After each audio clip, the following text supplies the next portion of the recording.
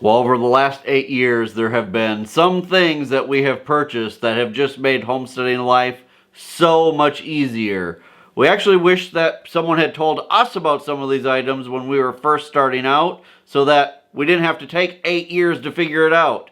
But today, we're going to tell you guys about them so that hopefully you can do even better than we did. So today, we are each going to choose 3 things from the homestead that we feel have made things so much easier for us. We're going to talk with you about them, and then we're also going to show you them in action. So maybe you can decide if it is worth bringing onto your homestead to save you some time and energy as well. So I think we'll just go back and forth and tell you our top 3 picks for these items. So my first pick is actually something that we're going to be using again here real soon, and that is the tiller for my tractor. We purchased a tiller for the tractor last summer. It's a 6-foot tiller, and I just cannot believe the amazing job that it did. I went today and I picked up a rototiller for my tractor. This is something I've been wanting for a long time. They're a little bit pricey, so I saved all last summer to be able to afford it this spring, and I'm so happy. It's a 6-foot rototiller by the company Bush Hog. It's called a Roto Hog tiller. And it is going to save us so much time in the garden, and it's going to allow us to expand the gardens so much faster.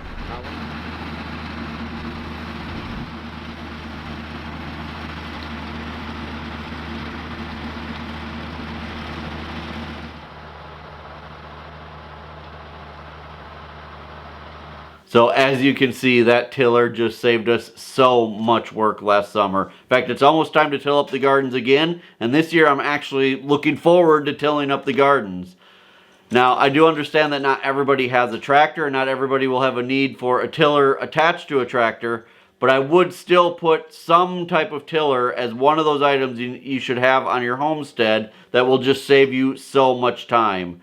When we first started homesteading, I actually bought a used tiller, and it was one where the tines went forward, and I just always had such a hard time using it because it just, every little rock, every little tree root that it would hit, it would just like jump up in the air, and it made life so hard. And then I actually bought one where the tines went in reverse, and that saved me a ton of time as well. Not as much time as the one on the tractor, but I would say if you don't have a tractor, get yourself a reverse tine hand tiller and you'll be so happy. My first pick is my electric pressure cooker. Now, they come in a lot of different brands like Instant Pot and things like that, but it really changed a lot of things for me in the kitchen. Now, there are 3 main ways that I absolutely love to use my electric pressure cooker in the kitchen on the homestead, and it really saves me a lot of time and effort. The first way is cooking meat, and actually frozen meat. There are some times where I just don't pull meat out of the freezer in time to make dinner, and then, you know, it's an hour before I'm supposed to serve dinner and I have no meat to put on the plate. Did you know that you can cook a whole frozen rabbit in an Instant Pot? That's what we're gonna do today, and then I'm gonna turn it into some amazing shredded barbecue rabbit. Isn't it amazing that I put this in here completely rock solid, and in about 30 minutes or maybe 45 total, it is completely cooked. Another way that I use it on the homestead a lot is for hard-boiled eggs. Now, hard-boiled eggs are really no big deal to cook on the stove top, but by doing them in the electric pressure cooker, it makes the peels come off so easily. I'm not usually one to be interested in gadgets, especially not in the kitchen. I do most things handmade and by scratch and those kind of things, but I have been reading articles and hearing about this Instant Pot from some people that I really respect. One thing that I've been reading is that the Instant Pot is fabulous for making hard-boiled eggs with fresh eggs. We need to get these eggs out of here and put them in an ice water bath. Woohoo! Now that's nice. That's nice. And the last thing that I use it for is making yogurt. Some of the models of the electric pressure cookers have a yogurt button, and it allows the yogurt to incubate at the perfect temperature for the set amount of time that you put on the little timer, and it's super easy, you don't have to worry about it, and it comes out great every time. Oh, looks like it worked.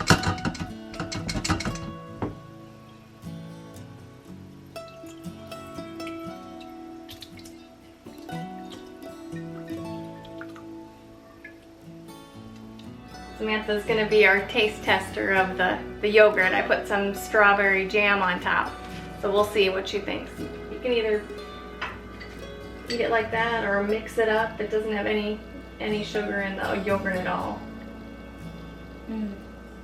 Is it good? Really good. Yeah. So my next pick is something that I really do wish we would have discovered 10 years ago, and it is something that has probably saved us more time and more headaches than anything on the homestead, and that is the woven ground cover that we now use in our gardens. It has hands down been the #1 thing that has made gardening more enjoyable here on the homestead.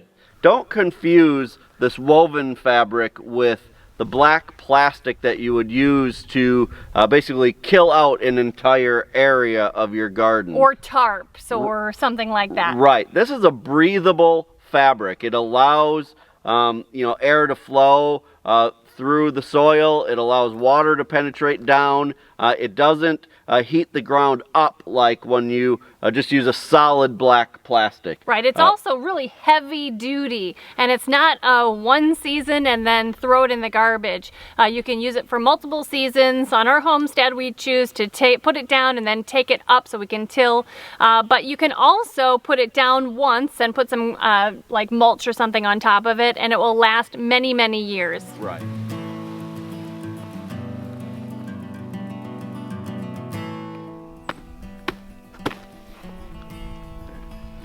One nice thing is that we bought these really nice heavy-duty staples last year. They're really long, and they held this. We didn't have a single piece of the ground cover come up last year, and we've actually been able to reuse them this year. I think we'll get at least 2 or 3 years out of the staples, which is great. So we need to make some new holes in some of our solid fabric. So I thought we'd take this opportunity to show you guys how we do that.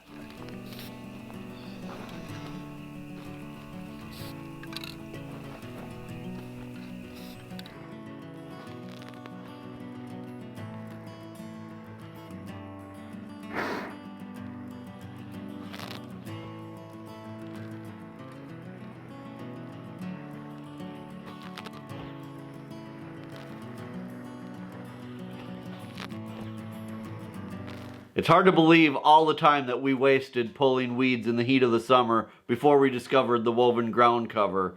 We tried back to Eden gardening for years and years. It worked well for us in Arizona, but here in Missouri, it just never worked well for us.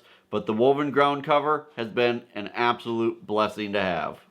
On the same lines in the garden, last year we used floating row cover for the first time, and it was amazing. Floating row cover is basically fabric that you put on top of some of your plants. You put hoops down in the ground and the fabric lays on top of all of your row, and it keeps out the bugs.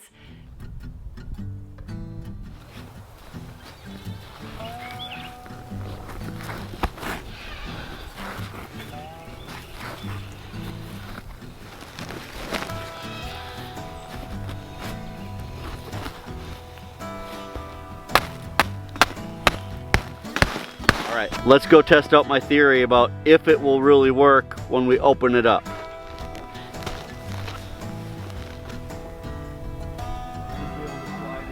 All the way over to the other side. Woohoo! Yeah. It's almost like getting to open a Christmas present every time we look underneath.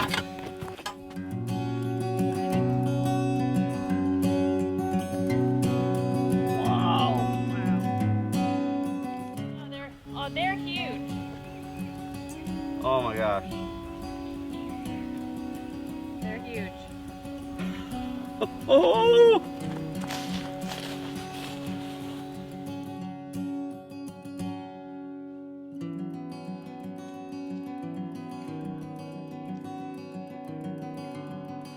So you guys, this is our spring cauliflower harvest.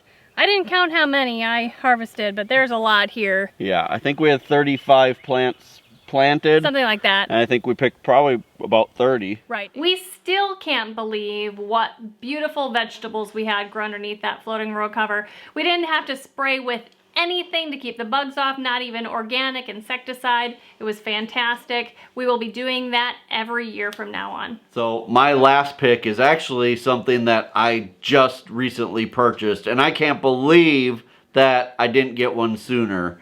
Sometimes you find something that after you use it for the first time, you're just like, a light bulb goes off and you just want to tell everybody about it. And that is my last pick. That is my new post driver. I actually borrowed one from a friend of mine several months ago when we were building the area for the cow. And ever since then, I have been just dreaming about having one. So I saved up my pennies and I finally purchased one just before Christmas. It's kind of a Christmas present to myself, and I am so happy with it. Well, I wanted to show you guys something that I bought myself for Christmas this year. If you remember last winter, I actually had to have 3 hernias repaired. And since that time, I've learned a few things, and the number one thing that I've learned is that sometimes you need to work a little smarter instead of always working harder. So this last year when we built our cow pasture, I actually borrowed one of these gas-powered post drivers from someone that I know, and I was amazed at how well it worked here, even in our rocky ground in the Ozarks. So since that time, I've been saving my pennies, and this year just before Christmas, I went out and I bought myself a gas-powered post driver, and we already used it to put in these corner posts, and it is amazing. I am so happy with the purchase of this. It makes putting in posts like this so much easier than pounding them in by hand. So this is going to be a great tool to have here on the homestead.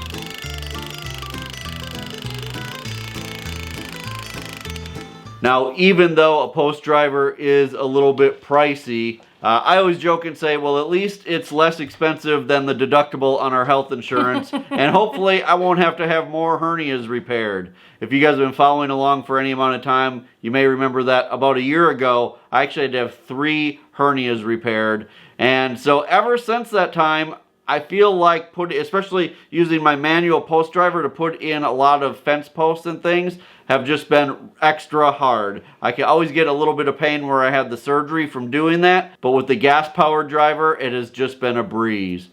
Now, the one that I purchased here is a really heavy-duty one because we have really rocky ground here in Missouri. If you live in a place where maybe you don't have much rock in your ground at all, there are less expensive or lighter weight models that might work perfectly for you. I know a lot of you have even said that where you live, you can use the bucket of your tractor to just push the T-post down into the ground. I've tried that here on some of your suggestions, and to be honest, I bent the T-post in half because we just have so much rock. So for me, this post driver was a long-term investment and something that I have not regretted 1 second in purchasing. Well, my final choice is a greenhouse. We've had our first greenhouse for a couple of years now, and we put that up to help us with the seed starting process in the spring. It has made that process so much easier.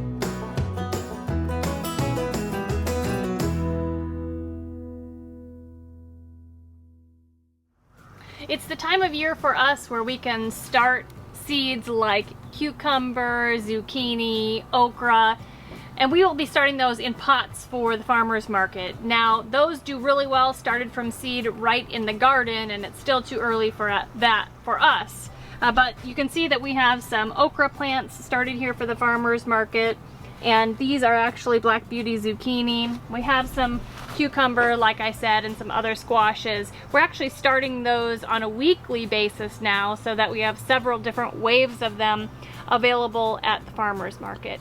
So everything is looking great. We're going to show you a few things in more depth, but I wanted to show you just in general, when you look through the greenhouse, I mean, everything is looking great. We're in the middle of transplanting things out of the plug trays that we start them in and into a 2.5-inch pot. Now, even before we had our greenhouse here in our Missouri homestead, we used a portable greenhouse, and we used that also in our urban homestead in the Phoenix area, and it worked great. Just to be able to have someplace outside that will protect those little seedlings from the wind and the cold and allow them more sunlight than just right in front of the window made things so much easier. When we tried to raise little seedlings for the garden before we had any kind of greenhouse, they really struggled and just didn't do quite as well. Now we're putting up a second greenhouse that we will be using to grow vegetables year-round, and that will make things even better and easier over the winter for us. Right. So I would suggest no matter what size property you have, you get some type of greenhouse, just the right size for you. So hopefully this list of items will save you 8 years of having to trial and error your way through homesteading like we did. Hopefully all of these items will save you as much time and effort as they have us. If you have other items that you think have just really been a time saver on your homestead, we'd love to hear about those as well. Leave them in the comments. So you guys, thanks so much for spending some time with us today. If you are not a subscriber yet and you like what you're seeing, make sure to hit the subscribe button below. And the best thing you can do for us to help us out is to share our videos on your social media and invite people to come and see what we're all about. Until next time, thank you so much for stopping by the homestead. Take care and God bless. God bless.